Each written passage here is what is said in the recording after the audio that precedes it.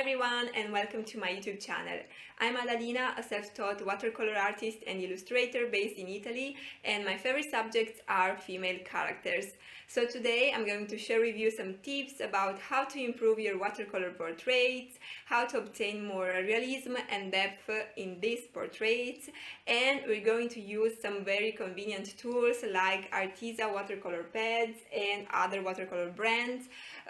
We don't have to focus on the tools but on the technique. We want to improve our watercolor technique and to obtain very appealing illustrations. But first of all, if you want to support me and my art, you can subscribe to my YouTube channel, so you will also be notified about new videos, and you can also follow me on Instagram, so you can see a lot of update content. Then prepare your tools and let's start working. This is how we're going to proceed.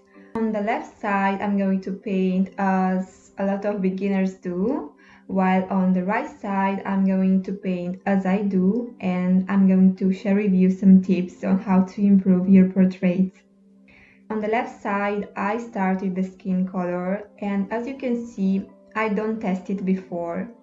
I just apply it on the paper as it is. So I see this practice among a lot of artists. This means that they mix the colors on the palette and then they put it on the paper without knowing how it's going to turn out. But on the right side, I'm going to do it on my way, and as you can see, I test different kind of colors. I adjust my color, adding more red or yellow or blue, and then I choose the perfect shade for me, and then I apply it on the paper. But I proceed by layers. This means that the first layer I apply is really diluted with water. I want it really transparent, and I cover all the face. I cover the eyes, I cover the lips, everything. And this is because I want everything to be blended together. And another thing I want to underline is that our lips are skin, just more pigmented, but they're just covered by skin. So why don't you cover it with the color of the skin? Then in the end, you'll see that I'll add some more red and I'll obtain the color of the lips. On the second layer, I try to underline some shadows. And as you can see, near the hair or on the eye or around the nose, I'm going to add a more thick layer of color, as you can see, and then I blend it with water and with a clean brush, and I try to proceed in this way all over the face. So mostly around the shadow areas, like the nose, it's really important to underline the shadow around the nose or under the mouth or under the hairline, and then stay really diluted, stay really transparent. Don't put a thick layer of color on the skin, because the skin has to be really really nice, really blend, really delicate.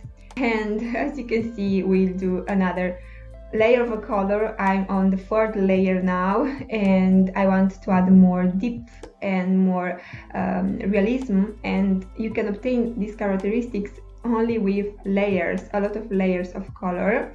And this is how I proceed. I also did a video about different skin tones, and I let it here, and you can watch it later and see how to obtain this skin color or other skin colors. Now let's do the blush. On the left side, I apply the blush as I see a lot of people do. They mostly take a red they have on their palette, like a cadmium red, and they apply it on the skin as it is, so without testing it or without mixing it with the skin color. This is a really important tip. You have to mix the red that you have chosen with the previous skin color, so you can blend the color and you can obtain a more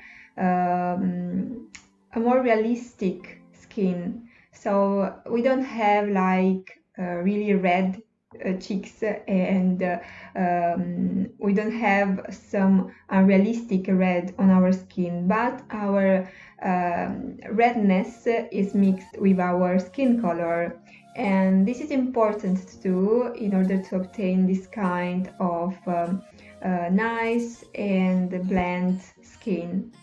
Now I proceed with the lips, and on the left side I apply another red, a more cold red as it is on the lips.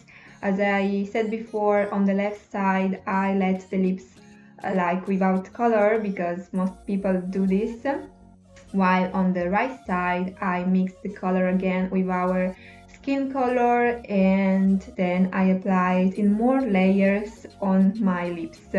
As you see, the first layer is really transparent, then I try to add more depth with other layers.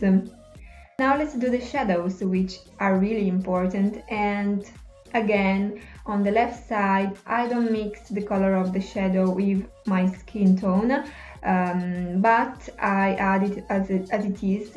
So I add this kind of brownish color around the hairline and in the ear, then under the neck. And I don't touch the nose or the eye, and this is a really unrealistic way to paint. While now I try to obtain the shadow color by mixing some blue and red with my skin color I did before, and then I test it on a piece of paper. I test it on the color I did before because I want to see how it will going to turn out, and then I apply it on my face. So I want to obtain this really bland skin, and this is really important to do if you want to obtain this effect. And I try to underline not only the most common shadows, but also the eye and the nose, because I wanted to give that 3D dimension. I want them to pop up, and if you want to do and to obtain this kind of effect, you have to add a lot of shadow in more layers around this part of the face. So also under the mouth and around the neck, I want to give that realism, that 3D dimension. So we don't have to forget the eyes. And on the left side I apply this cyano in one layer or two, I think. I don't do more layers, I let it as it is. While on the right side I proceed by layers as I did for the other things, and I try to stay very diluted on the first layer and then add some more color on the next steps. This is really important if you want to obtain that kind of blend effect that you see in other illustrations and that you want to achieve in your illustration. And once it is dry, I add some more dark color, dark blue on the upper side, because there is a shadow that we let and that we usually ignore. So in the next video we're going to paint hair and the dress.